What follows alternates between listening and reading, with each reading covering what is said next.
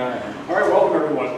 This is a master class at Opera America, and it's concerning voice technique. And to me, a master class should not be about entertainment or the person who's actually giving the instruction, but about the actual information. And so we're going to go for it here, and we're going to take it at blistering speed. Okay? We're going to try to get as much information as possible, and just sort of look in on what voice lessons are like, what analysis of voice should be like, obviously trying to make the best tones that we can, and whatever acoustic we're dealing with today. It's a little drier acoustic here throughout America.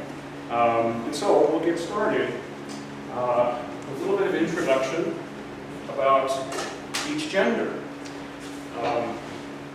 The men, M for male, so to speak, over here we have 3 V's and 2 V's.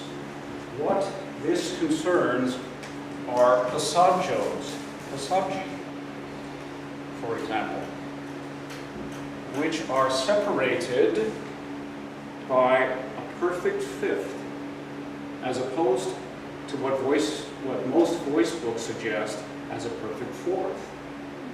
If you analyze, for example, the great singers of the past, you have maybe some baritones, Robert Merrill, Cheryl Milnes, Leonard Warren, many, many others, Dmitri Horostovsky. Their passaggi will be, for example, A natural and E natural for the A vowel, the bottom of the V. Luciano Pavarotti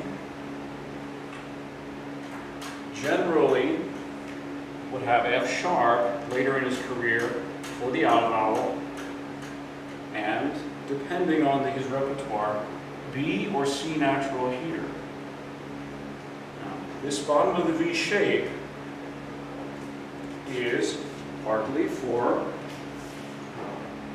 when it's absolutely necessary to make a change in the voice. For the male voice, it's fairly important that the larynx stays down a bit at a passaggio so that the color remains, so that we're not spreading. There are 2 places in the voice for the A vowel that should stay in line and vertical.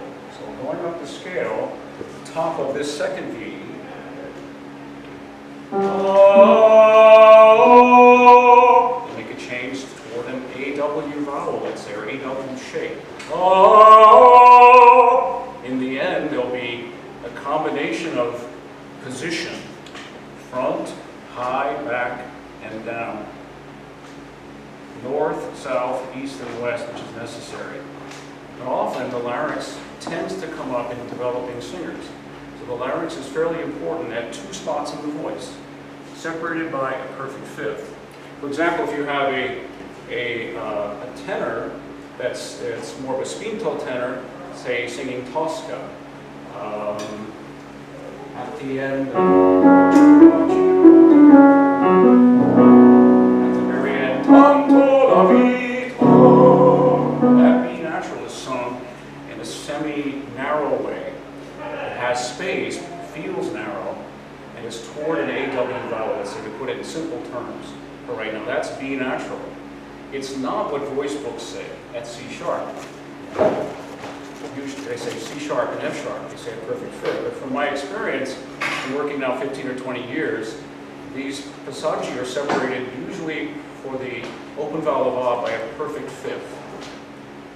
Also, if you watch Pavarotti very closely, he will make a change on the E and the O vowel 1/2 step beneath the A vowel. Okay, so if F sharp makes a change in the voice, head voice, the turn, the cover. I prefer the terminology of cover for men. So when he makes that change at F sharp for the A, it will be very, very different than how he handles the F natural, for example. He'll handle the F natural, as I sing half voice as a tenor here for a moment. But that position for G, although it will eventually turn over, has to be built in a very specific way for each individual voice.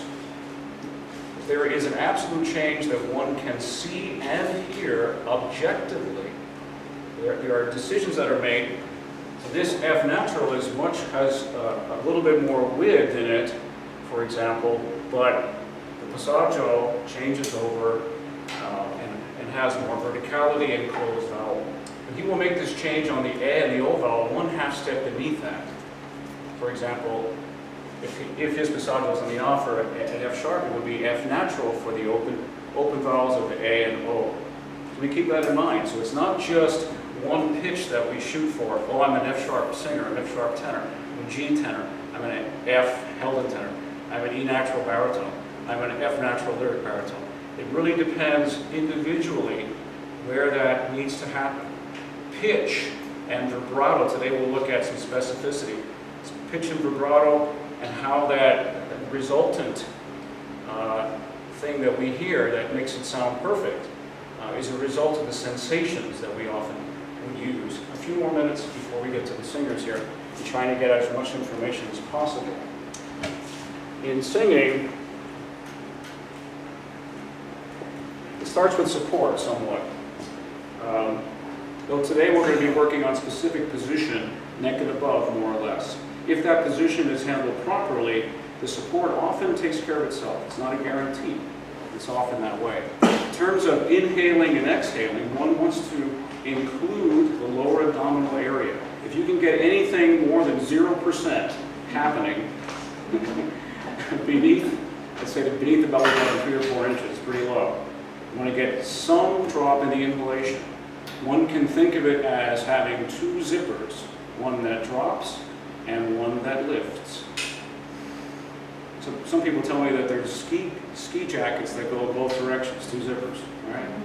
This, I feel, is a necessary result, but I think it's a little bit too high in terms of thinking. Dropping the zipper, lifting. So actually, when teachers say breathe low, lower, and lowest, it really shouldn't be that way. You want to include the low. The lungs don't sit that low. Yoga experts and Alexander techniques experts actually admit that if you only breathe beneath the belt line, you'll only, fill up 1/3 of the lungs. They're right. They're right. So we want to include the lower abdominals when we inhale and exhale. So one can actually have the same gesture so long as the entire body fills up. We need to take as much breath as we need for each individual phrase. We want to tank up for all we're worth in every phrase. But for example, I'm a guy that believes, and I believe the majority of teachers believe, that there should be resistance in a down and out fashion, which is to lean upon, appoggio. Okay? There are different functions in the body. Some muscles want to help you come in and tuck in, and others help you resist.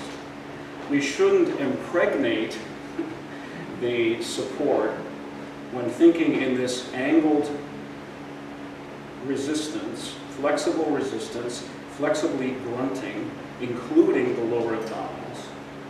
Okay, we want to have 2/3 of the support felt in the front of the body, 1/3 of the back of the body. This main muscle area above the pants line on either side of the spine, I believe, helps us most. We want to have 2/3 in the front, 1/3 in the back. We want to think that we're including the belt line or slightly lower when we're inhaling and exhaling. But the resultant support often does not land that low unless we're singing at the extreme top of our range. So for quite a while I was embarrassed, even ashamed, that most of my support felt that it was here, more diaphragmatic. But the thinking should be beneath that. The result can partially be here. The entire slab of abs is involved, shall we say, in that support. Okay? So we're thinking flexible resistance. I think of it as Egyptian or droopy Egyptian. The body thins 1 millimeter at a time. Okay? But we think of resisting against that so it doesn't collapse 1 inch at a time. Okay? Briefly, before Jessica comes up very patiently. All right, so we have, oh my goodness, this is a challenge. Wow, that's a face, and that's a body. Okay, generally speaking, we want to be singing at this plane. Okay, then we have that down and out. So this is primary, this is secondary. What happens above the neck is neck and above is secondary, but for the purpose of this masterclass, it's going to become primary. There's going to be an assumption made that that support is there. There's so much specificity to be had between where the soft palate is, where the larynx is. All of this and the mask is hugely important to final polished singing, and even the building of a singer's voice from scratch. Okay, in terms of neck and above, of course we have this little bit of back support in there as well, going in that sort of angle right there. I would say the space is more important than the face. Okay, we have forward resonance, secondary. That should be more of a result or consequence to the space. For a passaggio note, the first note that makes a shift into the top, for example, which is often called a cover, it should end up to be a clear tone. Building that is very, very intricate. It's a process. It's partly why probably not a lot of master classes are done in specific voice technique, because it's a process to take a singer from their beginning steps to the final polish.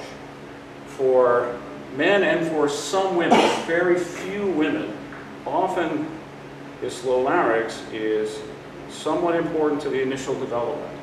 If the instinct is not there to keep one's larynx down a little bit as one proceeds up the range through the breaks in the voice. Okay? And there's space that can be also stretched in any direction, really. That's the back direction there. Beneath the uvula, you can pull straight back. And the soft palate's the main space that women are talking about all the time, the dome space, right? Okay. So we want to be able to have a C pocket back here, a balance of space, in combination up to a certain pitch for women. Like, for example, often above F sharp or so, there's not a lot of thought of forward resonance. There's a lot of space going on, okay? What type of space should it be per pitch, for example? You know? Some folks will be concerned when they watch that. Well, how can I be thinking that much? Well, if there's one thing to think per phrase, if a high A flat's coming up, you know an A flat is best positioned for you, which requires a lot of attention to the teacher to memorize every single person's voice that you work with. It's very, very unique. You know, maybe an A flat is spaced in that direction. Who knows? Maybe it's in this direction. You know, we memorize that position. If you want to be a professional singer, you have 10 arias that you want to take, and maybe 5 of them to auditions, right? You want to memorize, I don't know how many phrases are in arias, 30 phrases per aria, it's 300 phrases. If you have a map of what to do per phrase on the most challenging part of each phrase, every note could be analyzed, but it can be a little much that way, right? So the main things we want to be able to memorize, if there are 300 phrases, 300 things. That is not a lot. Think of those difficult exams that you had in college or high school where you memorized at least 200 things. And here we are taking about 10 years to figure out how to sing, each one of us, right? Perfectly. So it's really, really not a lot of information. 300 things, or whichever, you know, one sensation, one specific feeling per pitch, hopefully with patterns in mind. So the initial building of a voice, often when there are passaggios, there's a touch of bottom, there is some bottom. I see we have an Italian speaker in the audience, Paul back there. Some is qualche, right? Yes. Okay, qualche. Some bottom. That means there's still a balance. There's still a balance of all elements. There's still lift in there. All right? Some bottom at a passaggio. Some. So a low note in each register, some bottom, and a high note in each register, some lift. So we've seen Luciano sing all of those F naturals, almost ready, Jessica, with an F, these Fs, like una furtiva lagrima. Io vomo. He's singing a cover F, a totally different technique on the O vowel, and a completely open position. So the F has some low, but if I keep the low, I'm like sort of in the throat a little bit for that reopening of that F. I'm trying to make myself a tenor for a few seconds here. All right? So that F natural is in a completely different position than the O vowel on the same note. That's what makes him perfect. You know, it's been said that he said, "Leave me alone. I haven't figured out how to go through this passaggio. I need 2 years. I'm going to a cave. I'm going to a cave. This is full of strain." You know? Well, that strain initially, for the guys, is sort of like the story of the tortoise and the hare. The tortoise, the learning how to protect the voice, even if it's not quite as good as that clear, bright tone that has no color, that will never move, that will never go anywhere, that will never improve past this certain point. Building that position, that protection into the top is absolutely necessary. 99% of men that have had careers actually cover the voice, just like the child said. Now, for women, we don't use that terminology. We'll get to the guys that voice the vowels that only have one passaggio, E and U, and for this broadcast here, the small y, über, the capital Y, zurück, tot, dunkel. Each of these vowels, leben, mich, have a different passaggio pitch. It's not just whatever, lower tenor F sharp. They're all different pitches. But think of, as we're sitting here, think of the voice type that you think has the least intelligence. Even that voice type is able to figure out these things in about 6 months or so. All right, so they all happen at different pitch levels. For women, I like to use, let's see, let's go a little bit red here. I see red. A moment. See if I can find that. Well, maybe not red. We have 4 of these. And really the A vowel is the main vowel to consider for the female passaggio. The A and the O vowel will function about the same pitch as the A. It has to be perfectly specific. One of the most important things is that what I have found, and one of the main reasons, even for the gals here, because I spend as much time with gals as guys, and I feel confident about it, is that the analysis of the top passaggio for girls is all wrong across the whole world. That's a pretty strong statement, and so therefore I feel very, very intensely about it. And singers with whom I work today, obviously, this is not any perfection expected. We do the best that we can based upon the situation that we're in right now. But often sopranos it's suggested that the soprano passaggio has got to be at least as high as an F. F sharp or G, for example. And I find that almost 0 women have that passaggio. I like to think of it as almost for every voice type, which I am almost embarrassed or ashamed to suggest, but not, based upon thousands and thousands of lessons trying to figure this out and research it with each voice type, that D is often where there should be some movement. In fact, triple D, D flat, D natural, D sharp on the top. Lyric soprano, lyric coloratura, mezzo. Seems totally wrong. Seems totally wrong. What is it? G flat, G natural, G sharp, anything with a G on it. A lot of you all have pets, maybe dogs.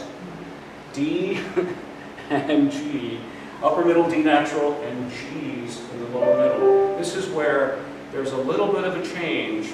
It's no longer open like the C natural, the open C's, like in a cruise line, the open C's. The ABCs of openness.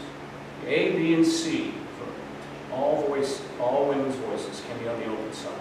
But what's the difference then between a soprano and a mezzo? Well, the fullness, the projection in the lower middle, for example, just like for mezzo, just like countertenors. You can't be a legitimate countertenor unless you can sing with projection, nice projection, E, F, and G in the lower middle. And you can stay there sort of all night long. And so the same is required of a mezzo. So there's that fullness in there as well. At E natural beneath those G's, we're missing F, we'll get to F. E natural is usually handled in a little bit more open way. This would be called the mix register. Here's the lower head register, the higher head register, whatever you want to call it. The mix is just often only a few pitches, and then the chest voice beneath that. Okay? The difference in voice types lies in how high they chest in general and when they start widening out into the top of the range.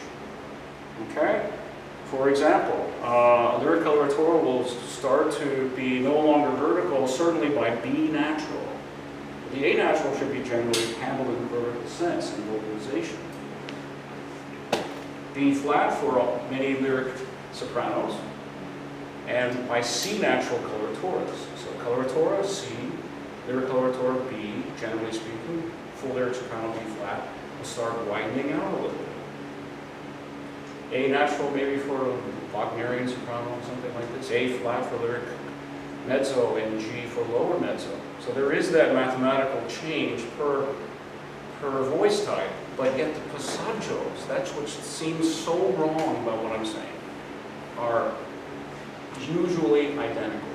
But the teacher has to have an open enough mind to work with everybody and deal with each and every unique situation. Just because I would sing my extreme top with high wide lift, singing half voice here, on a high note, doesn't mean that a singer with whom I work with the same exact voice type shouldn't do the absolute opposite. The teacher must find what the missing link is first. They have all the top and they need something else, something different. They have to be able to see the invisible. That's what we're going to try to work on today. Seeing the invisible. Okay, so let's get to work on a piece of music. Have fun with it. I'll make a few comments here and there, and hopefully some of this will become slightly more clear. Come on up, Jessica. All right. Jessica Savage. Hello. Hello. You want to sing a little Costa Diva today? Yes, a little Costa Diva today. It's brand new. This is kind of new for me too. And It's so, new for both of us. So we'll take it sort of phrase by phrase. We're not going to sing the whole piece. Right. And for example, for those that are watching, you're going to forget the main things, in 4 minutes that should be worked on. Listen with me and see whether or not you can see into the person that's singing and figure out what needs what we can improve, if anything.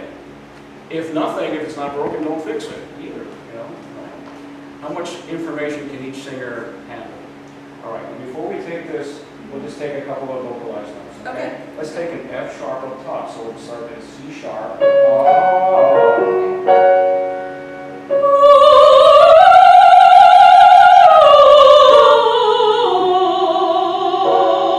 Excellent. You notice that the descending note C sharp is not all the way open. It's C sharp, the D flat, right? There's a little bit of shape to it. Then she reopens the next note at A sharp, or B flat, right?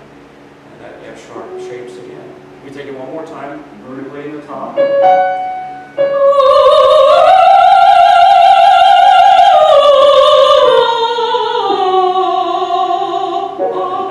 Narrows down there on that F sharp. There's more percentage of forward resonance. Hopefully you're recording this at home.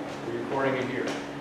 There's more percentage of forward resonance in that lower F sharp, where there's more space on the A sharp. If you put every note in the same place, again, Luciano does it, watch it, right? Put every note in the same place, two of them are going to sound good out of 5. Right? Yeah. Let's take this top again. On the open O side here. Okay. There's a little bit more shape, not quite as open. Okay.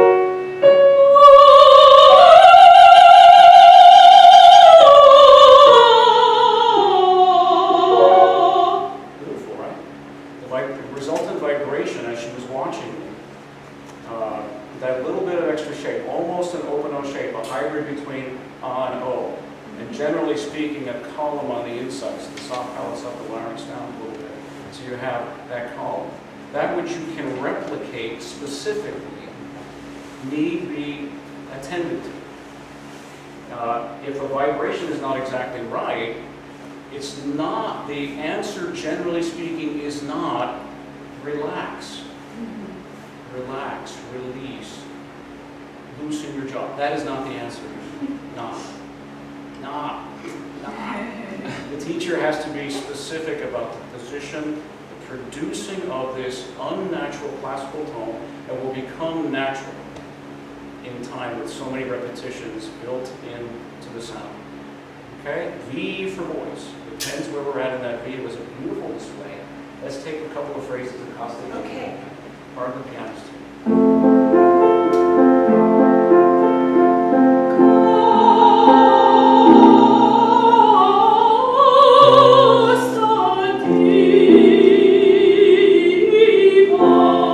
Take this first line. That F natural was really good. Okay. I mentioned the F before. Often F for French. So even if you're singing in Italian, English, or German, will not sound overly French, even if you think it. Let's just take this E vowel, which can in the lower head voice have a little bit of umlaut about it. Right.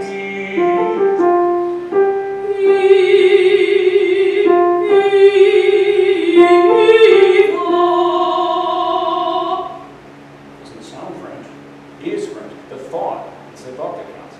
Yes. Now this E vowel, we'll put a little bit of lift in it. Right.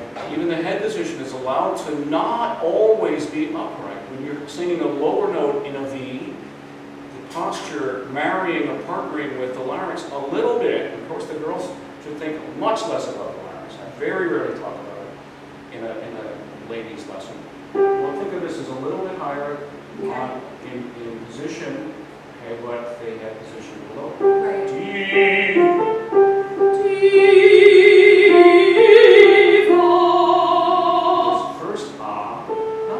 Open to start, okay? Give it room to grow and open. The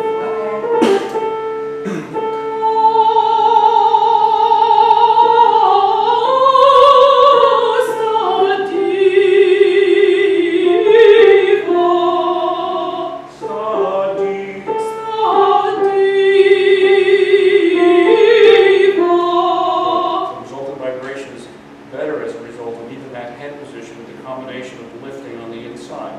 Good job. Now the A natural is really good this way.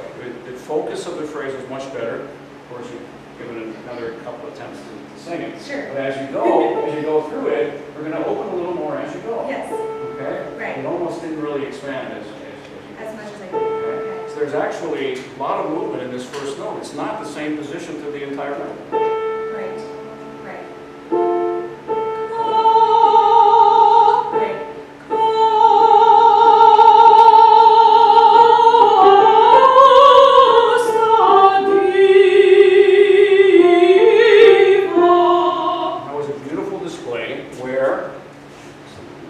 Where the C natural, the open C, right? C is more open than D. The highest note you sang was C natural, for example. You have to know what the notes are in your pieces for darn sure. And the teacher should have all of these notes memorized, absolutely, in all the traditional pieces for sure. I thought it was a great display. You can turn that up again. Okay, let's keep going. Okay.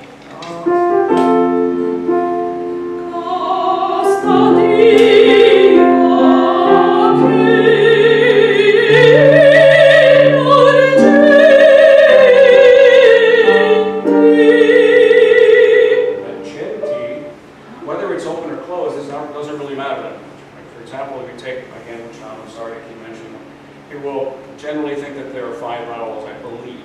I've sung with them, but I haven't talked to them a lot, a little bit, not a lot. So even though there are 7, right, there's open A and closed A. But here, because it's a D natural, the A and the O vowel, D, sometimes I say D for dark, or should be a synonym would be closed vowel. You know? So she sang a closed vowel here. She maintained that on the way down, which made it even for the phrase. But as you build it, you should think of the D, here's Korea. Let's see. That could actually open as you vocalize it. If we take a D to B vocalized without worrying about the piece, because it was perfect in the piece just let's take a D.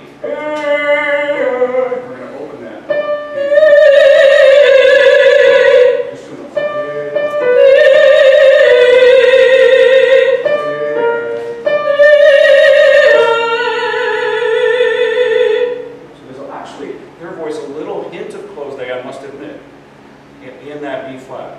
But if, generally speaking, if you close down the A vowel all the way down, women generally have an easier time with that, and it's a bit more of a friendly position to keep the A closed almost all the way. But an opportunity, or shall we say opportunity,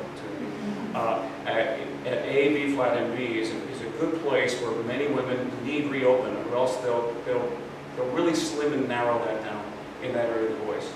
All right, let's go back and perfect some of this. Okay. Starting the second phrase.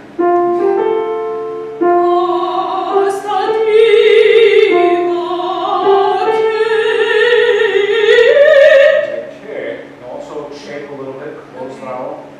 Lip.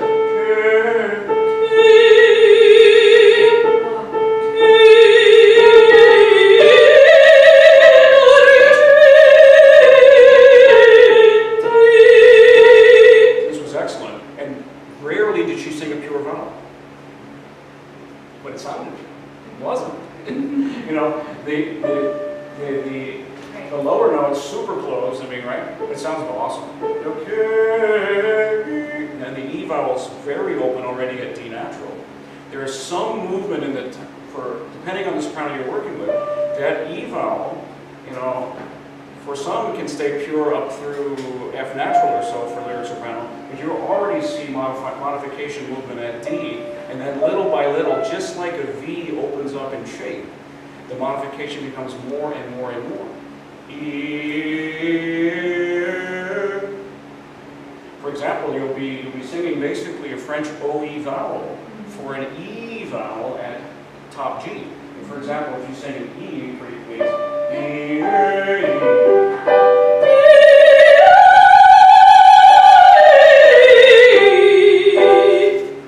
Modified than I even thought. F sharp, maybe toward OE.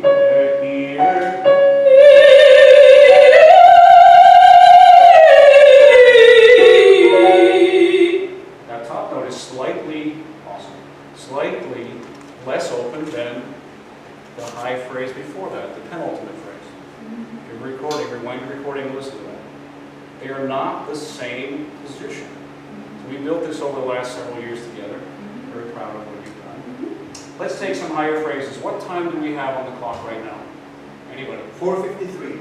4:53. Okay, so let's proceed to some higher phrases. To the bottom of that, the sembiante. You Oh, one of those A's. Sure. How about from Great. Okay. There you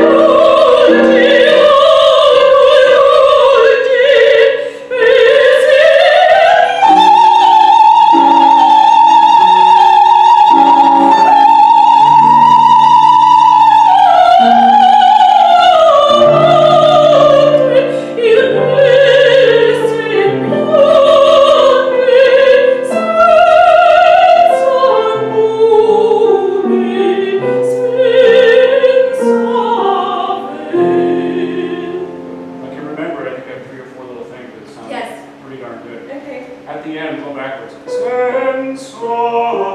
Let's just sing these last five notes. Yeah.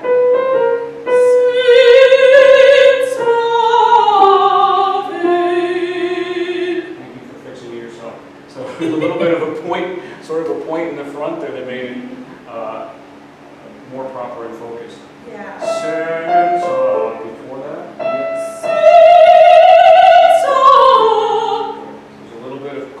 Vowel and shape on the E natural, releasing more open. Once again to show that. Good. The key thing for the B flat, which was excellent but not perfect, also is one little wrong note here as we go. Okay, you caught that. Sorry, it's new for both of us. She put me on the spot a little bit. We put each other on the spot. That's right. Okay. Now, before the B flat. Yeah. Save space for the B flat. It's not like right. you're going to underspace and sound bad on a couple notes so that the high note's good. No, you're going to sound right on every note. But the A natural, there's several A natural. And the one before it, it's going to have a little bit less back pull than this does. Okay, it's very, very general. It's semi-specific, and I hate it that it's semi-specific. But we're going to we're gonna work that phrase a bit. Let's take it from just from that. Here we go.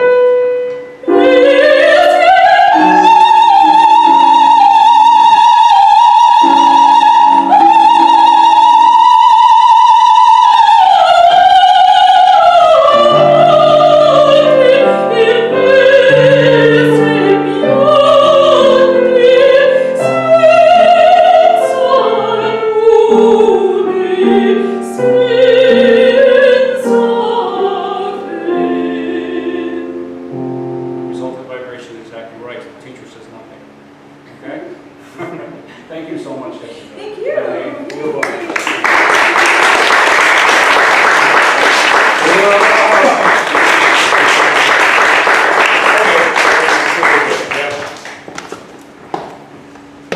That was Jessica Sandin, who has another Met contract this year. Evan Lazdowski, I've been working with a little bit, and he's 20 years old. So we're just building the top. He sings with baritone passaggios. We will see whether or not he will eventually be a bass baritone. Okay? A little vocalization, okay? We're going to start at the middle G, okay? All right, let's take the first exercise.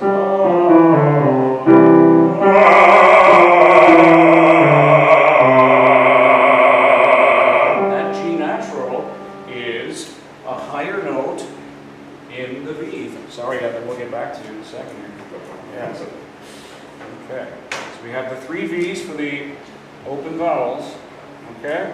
So Evan is right here with the dot. Okay? Above that, he's going to make a change, and it's going to be a little bit overdone, exaggerated for right now. Because phonation, or the clarity of tone without cracking, was at one point an issue, and so we have to build that in a little bit more for some rather than others. Okay, but that was a nice, clear, easy G natural. We're going to take an entire octave. Okay?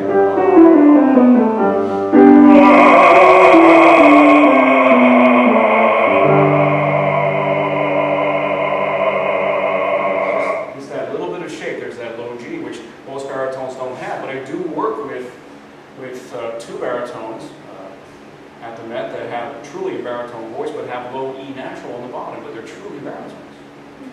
So it's not just about the range, for example. No, the common baritone is low A to high G, octave and a minor 7th, for example. Bass baritone generally F sharp to F sharp, that which Evan will show in terms of range today. But he just sang with young one così fan tutte. He sings G's in every lesson that they're not that effortful. Usually bass baritone singing a G is like, that's it folks, you know. But he has this rather huge range, so we'll see how it works out. Now this low G can have a little shape, but not killer, not a double dose of lips, shall we say.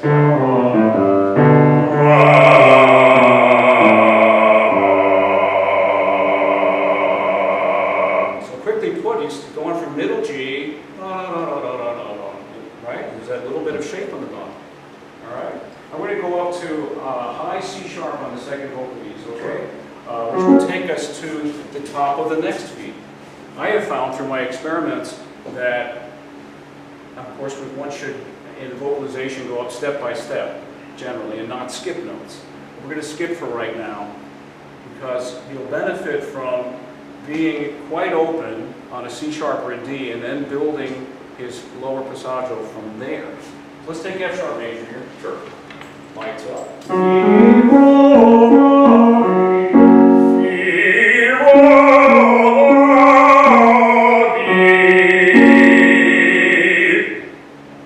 Perfect.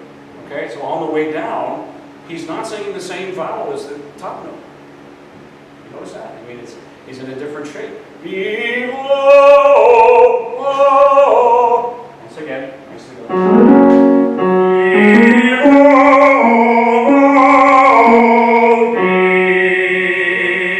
ID now. You make your choice as to whether to be open or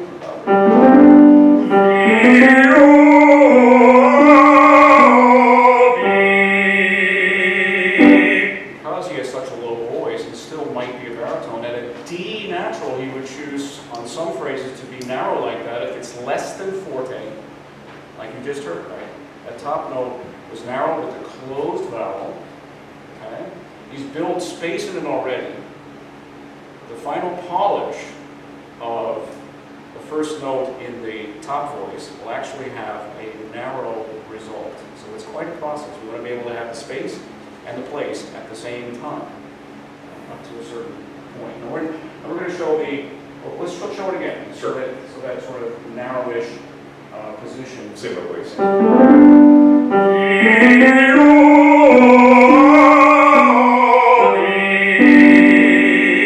If you sang both on the open side, the O would have to be very, very close to A. So he has two choices here. If a singer has a technique without a mid-ground half cover, Domingo has a half cover, but Cavalry does not. He either chooses one or the other, close or open, no mid-ground. Here we're going to take it quite open, but you'll notice that the O vowel has to be so open that it's no longer kind of O, and that's one reason to decide to make the shift on that O at that D. Here's the open version.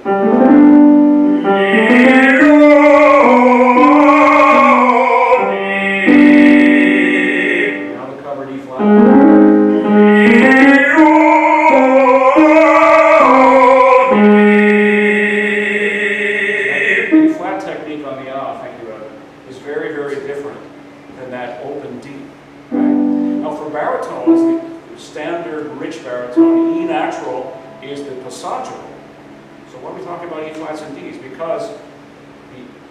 Because we're talking about different vowels. The O and the A need to make that shift a half step lower, voice teachers. Okay? So the D at a forte can handle that openness and still be O enough for an open O in Italian. But we have a closed O in French and German. What do? We become, as diction teachers tell us, we get a little bit closer to ooh. So we're sort of equidistant between English pure O and ooh. Told, right? The common word in German for dead, right? Told.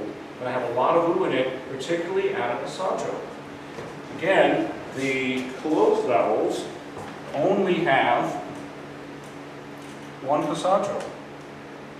Toad will have a passaggio of approximately middle C for heaven. Lights up again. So let's take toad. Sure. Let's see if we get the lights a second. And we're going to make this cover, so to speak, of course, which still has to have a clear tone, including the back of the nose, the hard palate for clarity eventually. Again, the space trumps the face. It's more important. Toad at C sharp. Toad.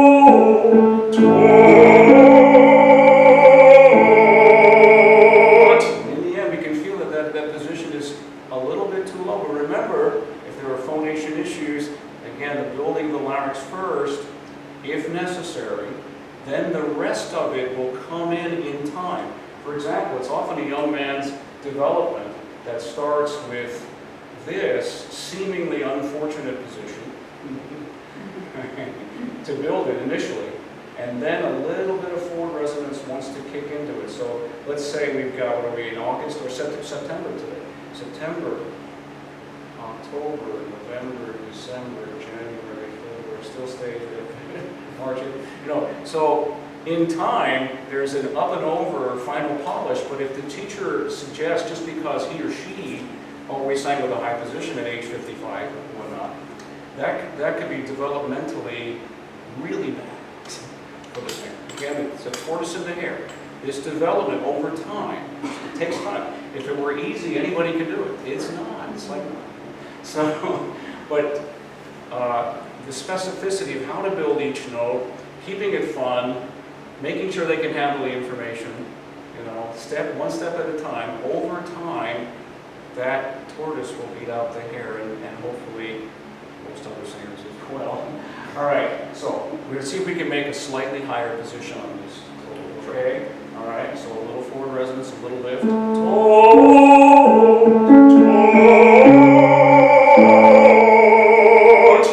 Very good, that's a C sharp. I'm going to take that down to a C for clarity sake. So over the years, really fast if I can,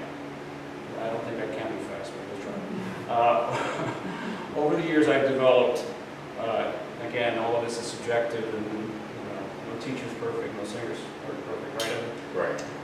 Yes. That the highest level conductors and coaches will put up with a certain diction that's close enough to the real vowel, okay? But if Evan insists on taking that position and that vowel with purity any lower than that, the throat will grip and close on it.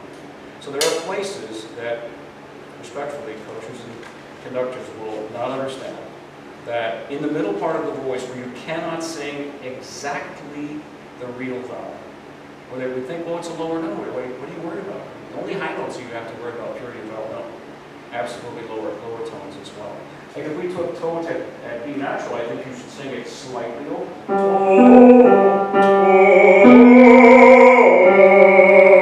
That vowel is impure and wrong. But it's right. It's the to them it's the right thing to do at that pitch level. If he tries to sing forte and jam a closed O into that position, this is about a career in singing. You have to fill the theater. The first rule of theater is audibility, more or less. Right? So let's take it really close. We're going to try to cover it closely.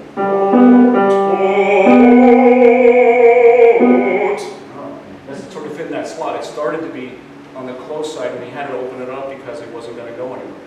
Okay, so each vowel, the more closed the vowel you have, the lower the passaggio pitch. The A vowel in your voice, E natural. We discussed the O vowel, right? Let's take that E flat, for example, or the A, so we can show the difference between the A and the O.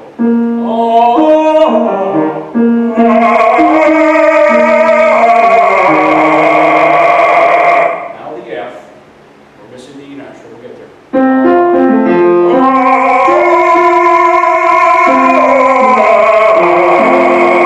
In terms of inside position, that's very, very good. In the end, he will be able to send out that tone after the initial inside position has been taken care of to make an even more authoritative, larger tone, sent out. But that was a very, very good position for that. It's a completely different technique than the E flat. If he takes it all the way open, he's got no color. The voice will then above that, F sharp and G, only be narrowed off too much. Which we don't have time to necessarily discuss too much. Here's the E natural on the A now. So the E flat was open, the F was in the cover. Here's the E natural. This is a challenging note.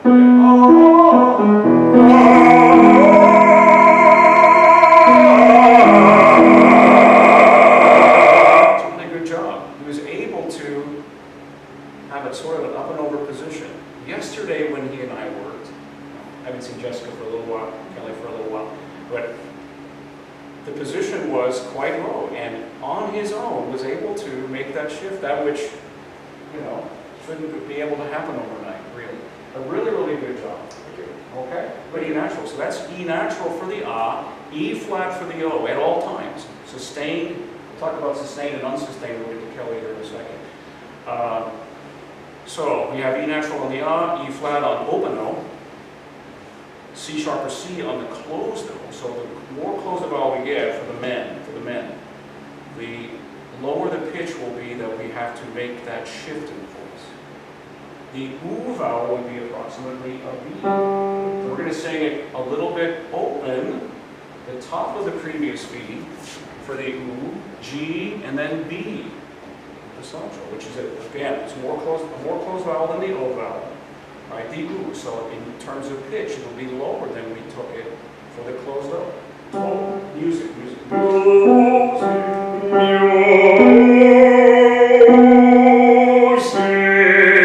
almost didn't want to close there in terms of vowel. But he can do that. He can build that to projection, to proper mezzo forte projection. But at an A natural, that's not going to happen. We're going to sing a little open.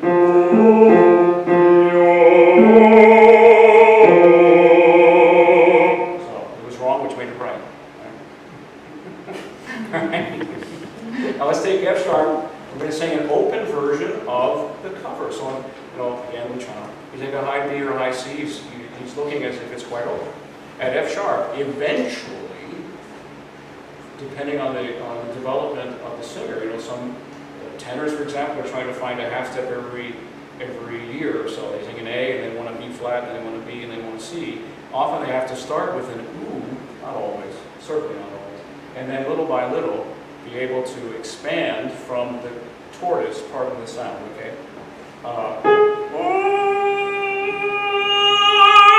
Into more of an open tone there. But if you ask them to have it be that open, even though I'm still singing in half fourths, that open, it will not happen. It just will not. So it's like a rose petal on a PBS show or something like that.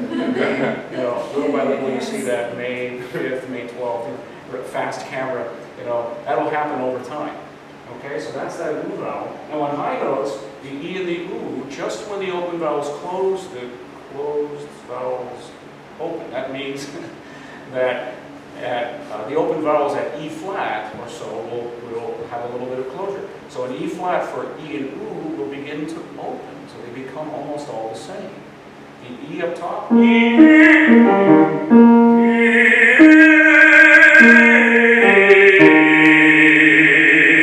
saying the ooh at C and E. We'll do two more phrases.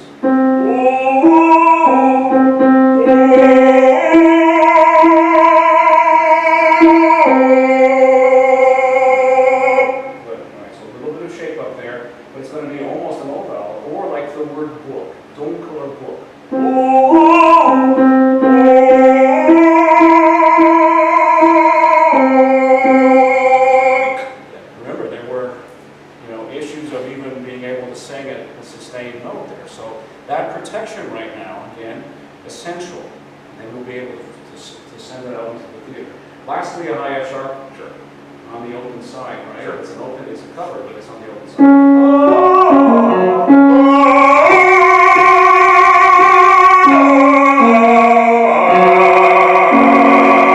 There's that reopening.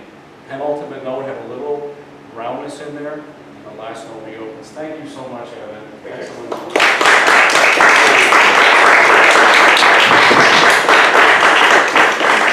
Because we have this really nice theater here till 5:30, I want to ask what time we have.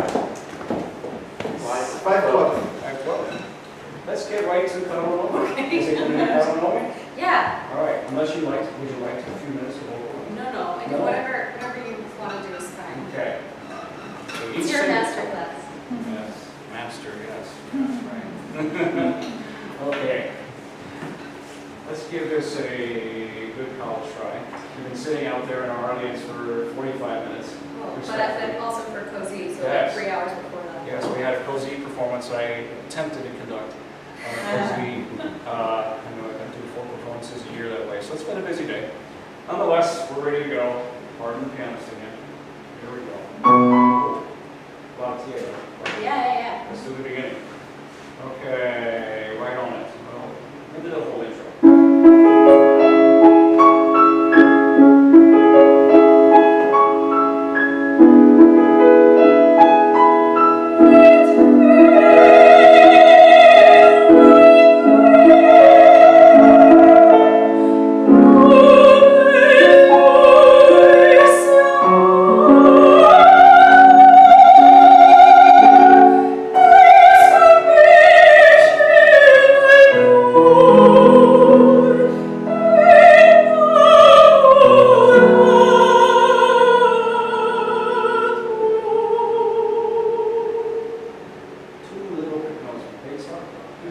Somewhat exposed pieces. Just a little bit. All right, on the very last note, we'll look at, and then the second pitch. Okay, let's just take, let's think of it as nearly ooh, it's a bit of an angled up tone. Just that very last note.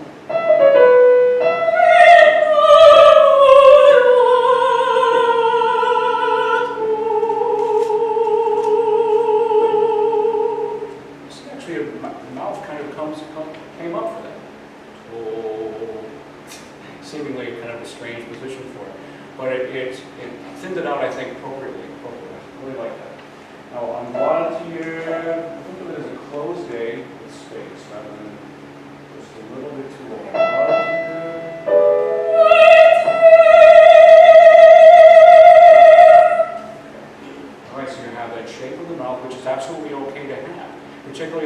passaggio. I often say pucker rather than passaggio. Just a little bit. Okay, so we have that, and maybe just a little lift. So we have closed A, shake the mouth, lift bottom here.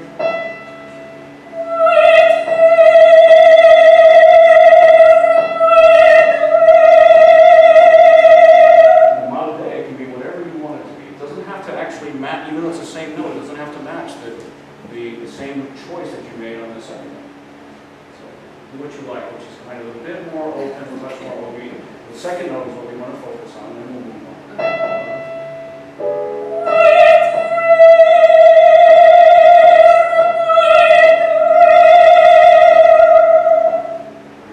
So that second note had a better resultant vibration, and that's a telltale sign the singer is doing right. And once again, it's not as a result of trying to just release and, it's usually. Okay, I've got to keep that in mind as well, so I'm not closed-minded about this and have this special way about it. Okay, moving on to the aria. So far, so good.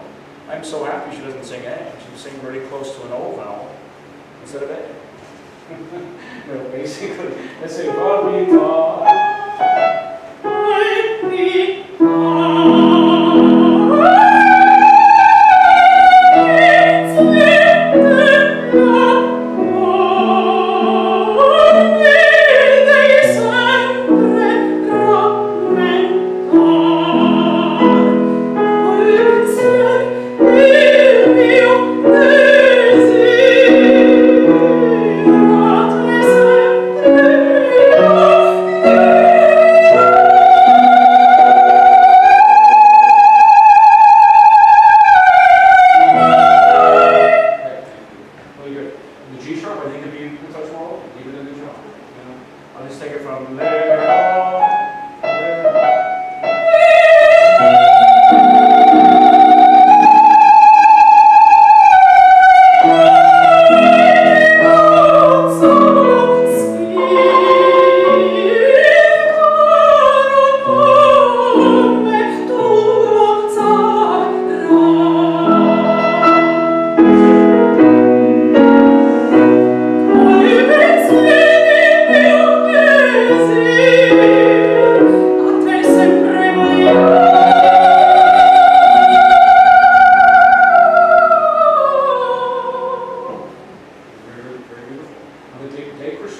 Still stay relatively open in space, open the jaw in space.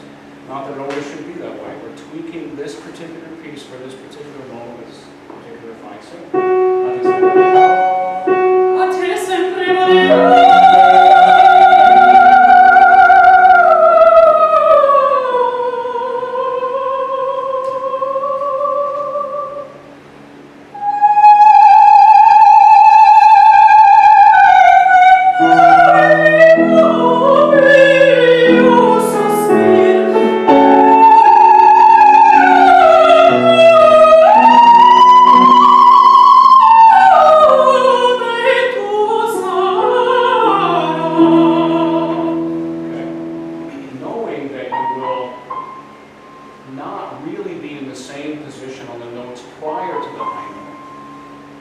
And although I usually wouldn't say prepare the high note early, I wouldn't, because if you're mentally you prepare for what the high note will be, but if you're actually in the position of the high note too early, you will have been out of position for the note that you're singing, for the noble effort that you're trying to make. Generally, you'll have either overspaced too soon, causing your vocal cords to do something wrong, and you can't make up for it, no matter what. However, let's think of it. Let's think of that C position is going to be pretty high and bright, slightly wider. We're going to think of it slightly early.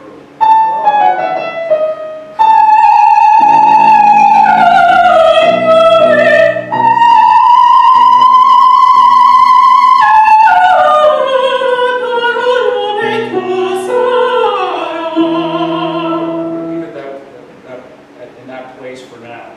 It's almost perfect, so we're at 98%. We may play around with what type of space we might want to use on that in addition in the coming weeks. Onward.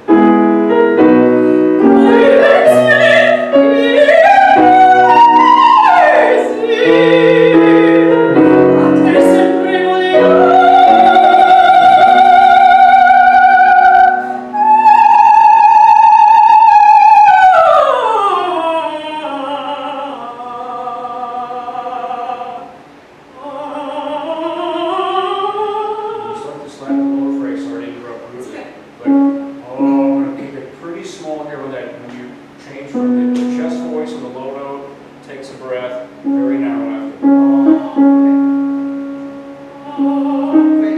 Okay, so we have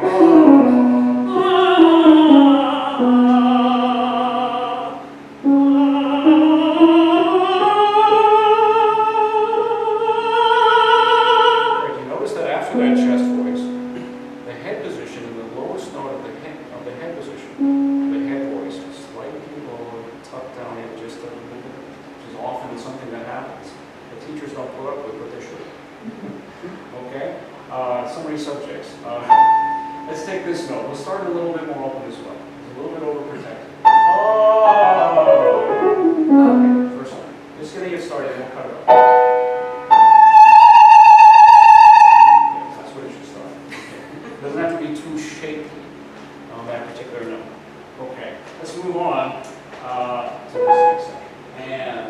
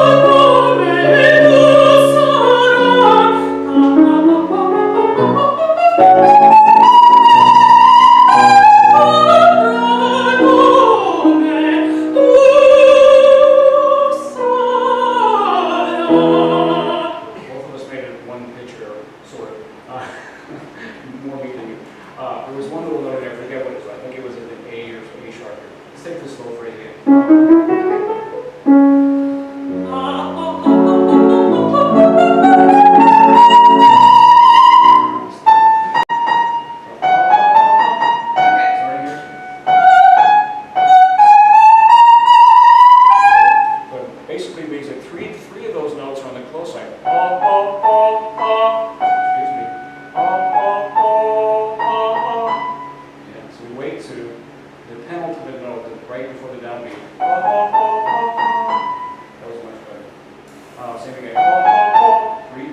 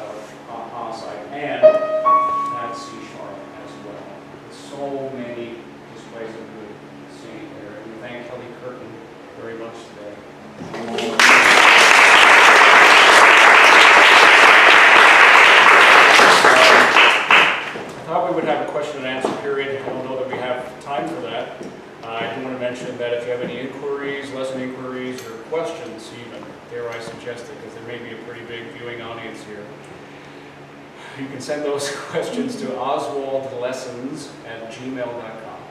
Again, as Kelly was saying, we just finished a Così fan tutte. That the summer program, it's called the Mark Oswald Summer Program. I did not call it that, but in any event, that's going to happen again next year. We're doing 4 operas, and you can always check out YouTube, Mark Oswald YouTube channel.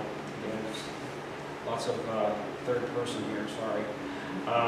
There are, I think, around 20 videos out of 300 or 400 about to go up there. So just to broaden your knowledge and to add a little bit of specificity to your technique. Again, we thank Jessica Sandage, Evan Lastowski, Kelly Curtin for their wonderful contribution. Do we have any more time left? No. Not so much. We can have We'll fun. take a few questions outside. We can have fun. Okay. We can have 5 minutes. We can take maybe 5 minutes. Is that right? What I said? Yep. Okay. I do have a couple of things to discuss. I did make mention as I was working here that for the men, going off on a random subject really fast, that 2 S words, short and soft. If you have a short rhythm, you can take your passaggio up a half step for your ah or for any open vowel and not have to make that shift into the top. Again, by making particular choices, pitch choices, as to where you make these shifts in the voice.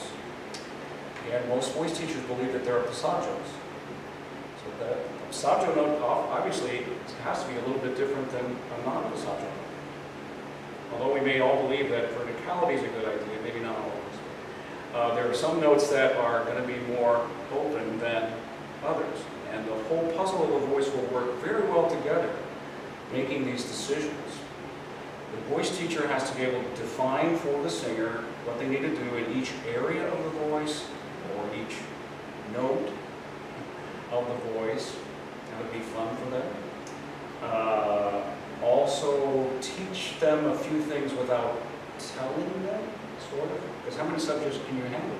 I mean, there are lots of things going on in the voice. There's 25 pitches, but there are 20 vowels. There's lots of things going on. So only that amount of information that they can handle. So short rhythm. I still got off subject, didn't I? And then there's this soft notes where they can take, as Lynn was showing us, the passaggio down a half step. Okay, so let's say that E flat is the open O passaggio for this young man. Okay, if he's singing a short rhythm, he can wait till E natural to make that shift for that vowel. But if it's soft, you will want to make that shift a half step lower. A confusing sounding definition that means the same thing for these softs is the note that I'm singing soft equals what I would do normally in a sung out pitch. What I would do normally a half step higher. The note that I'm singing soft, let's say a D, equals what I would do at a normal E flat. E flat is your cover where the vowel closes in it. An open-throated closed vowel. A lot of teachers like to say, oh, it's a narrow feeling. Well, as a result of having the right type of open space, because every note that you sing higher in the range is going to require a bit more stretch of space in whichever direction it needs for the time.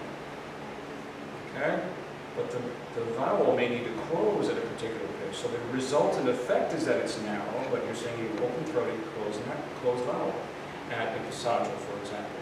Let's see if I have a few more subjects. Do we have a few minutes still left? As I'm being a little, like my last name is Oswald, so I'm always punctual when I turn.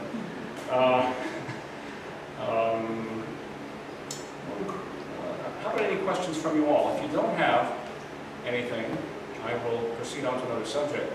It looks like we'll discuss some things perhaps afterwards. I believe we're at time, and thank you very much for the viewing audience. Somehow we found our way an hour and 10 minutes through a lot of subjects. Again, I appreciate our singers today, and you know, there's lots of different methods out there. Make sure that you have a good specific one. You've got a good teacher, stick with it. All right, see you later.